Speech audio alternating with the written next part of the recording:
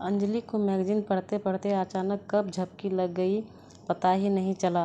अचानक डोरबेल की आवाज़ से आंखें खुली। दरवाज़ा खोला, देखा तो काम वाली मेहरी चंपा थी। अरे चंपा, तू आज इतनी जल्दी आ गई? हाँ दीदी, आज मेरी बेटी का जन्मदिन है ना, सारा काम जल्दी से निपटा कर बाज़ार भी जाना है, उसके लिए तोहफा लाना है, इसलिए मैं आज जल्दी आ गई। ऐसा बोलकर चंपा काम में लग गई। आज उसके चेहरे की चमक बता रही थी कि कितनी खुश है। कितने साल की हो गई है तेरी बेटी? पूरे 5 वर्ष की हो जाएगी। उसके लिए नई फैंसी ड्रेस खरीदनी है। दीदी, आपके लिए कॉफ़ी बना दूँ? हाँ बना दे। और सुन, जाते वक्त मुझसे कुछ पैसे ले लेना। मेरी तरफ से भी अपनी बेटी के लिए कुछ ले लेना। साहब का रूम अच्छे से साफ़ करना, तुझे पता है ना, उन्हें गंदगी बिल्कुल पसंद नहीं। जी दीदी, सब काम कर लूँगी, आप चिंता मत करो। चंपा ने काम निपटा कर कॉफ़ी बना कर दी और पास आकर बैठ गई। दीदी, एक बात पूछूं आपसे, आपकी शादी को कितने साल हो गए? कल पूरे 2 साल हो जाएंगे। मतलब कल आपकी शादी की सालगिरह है।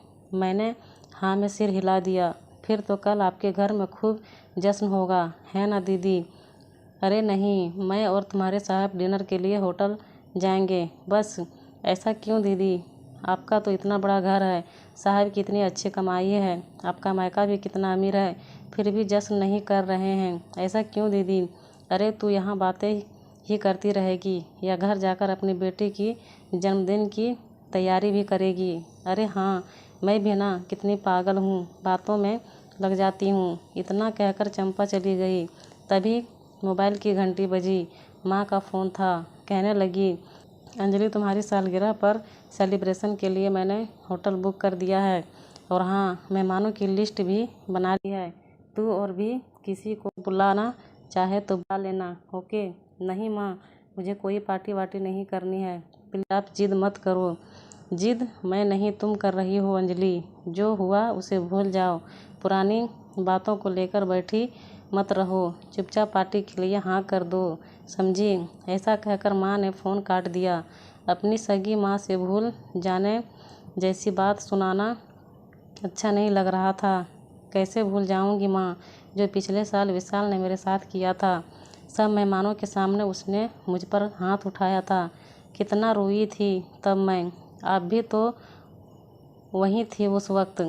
पति पत्नी में छोटे मोटे झगड़े तो होते रहते हैं। समाज की दुहाई देकर मुझे रोता हुआ छोड़कर चली गई। बस यही कारण था कि विशाल की हिम्मत और बढ़ गई थी। शराब पीकर मारपीट करना, गाली गलौज करना, अब तो यह आम बात हो गई थी। यह सब सोचते सोचते कब रात हो गई पता ही नहीं चला। सिर दर्द करने लगा था। तभी डोर बेल बजी। दरवाज़ा खोला तो विशाल थे। उनके लिए खाना लगाने लगी तो विशाल ने बोले, मैं खाना खा कर आया हूँ। सुनो, कल पार्टी है, कोई नाटक मत करना, पिछली बार की तरह, और किसी अच्छे पार्लर से तैयार होकर आना। तुम मैसेज अंजलि विशाल शर्मा हो, एक मल्टी नेशनल कंपनी के मालिक की पत्नी और एक समाज सेविका शारदा जी की बेटी हो। यह बात हमेशा याद रखना, समझी? ऐसा बोलकर विशाल बेडरूम में चले गए। अगले दिन ब्रेकफास्ट करके विशाल ऑफिस चले गए। तभी मेहरी चंपा आई। अरे चंपा, तुमको यह चोट कैसे लगी? कहीं गिर गई थी क्या तुम? उसकी आंखों में आंसू आ गए। दीदी क्या बताऊं, कल रात को मेरे मर्द ने शराब पीकर मुझ पर हाथ उठाया, बहुत मारा और सारे पैसे भी छीन लिए। क्या तुम्हारे पति ने भी हाथ उठाया? भी मतलब दीदी?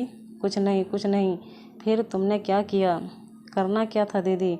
अपना हिसाब साफ है। इज्जत के बदले इज्जत, प्यार के बदले प्यार और मार के बदले मार। क्या तुमने अपने पति पर हाथ उठाया? ऐसा कैसे कर सकती हो तुम चंपा? अरे क्यों नहीं कर सकती? जब उसे मेरी इज्जत की परवाह नहीं तो फिर मैं क्यों करूं?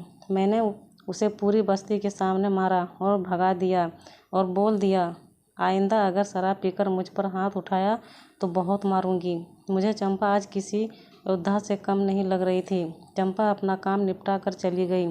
तभी विशाल का फ़ोन आया, मैं ऑफिस से सीधा होटल आ जाऊंगा, तुम मेरे कपड़े लेकर आना, ओके?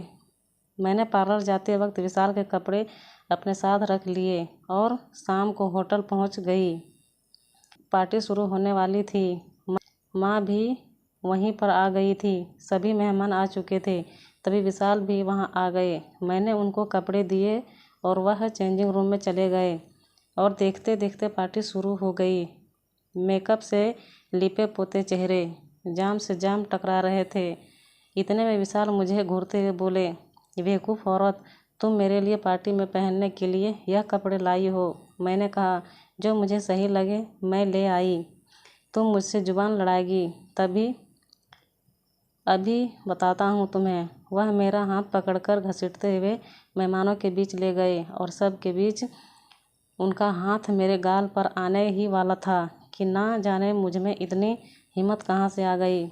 मैंने उनका हाथ पकड़कर झटक दिया और अपने दूसरे हाथ से उनको एक तमाचा मार दिया। वह सन्न रह गए और उनकी आंखें गुस्से से लाल हो गई। तेरी इतनी हिम्मत, तुम मुझ पर हाथ उठाएगी? इतना कहकर उन्होंने मेरे बाल पकड़ना चाहे।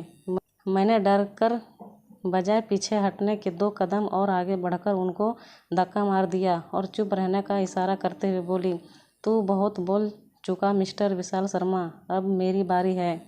औरत कोई खिलौना नहीं होती जिसे जब चाहे जैसा चाहे खेला जाए। आज के बाद अगर मुझ पर हाथ उठाया तो तेरा वह हाल करूँगी कि तू जिंदगी भर याद रखेगा, समझा? तभी माँ मेरे पास आई और बोली, क्यों मेरी नाक कटवा रही हो अंजलि, चलो यहाँ से। माँ, आज आप समाज की दुहाई नहीं देगी। आपकी वजह से ही आज तक चुप रही और मेरी चुप्पी को आपके दामाद ने मेरी कमजोरी समझा, पर अब और नहीं। मैं पढ़ी लिखी आज की नारी हूँ, अपना भला बुरा समझ सकती हूँ। मैं किसी की दया पर नहीं, खुद अपने पैरों पर खड़े होकर जीना चाहती हूँ। मैं वहाँ से निकल रही थी, तभी मेरी नज़र चंपा पर पड़ी। वह ताली बजा रही थी और उसकी आंखों में गर्व का चमक थी।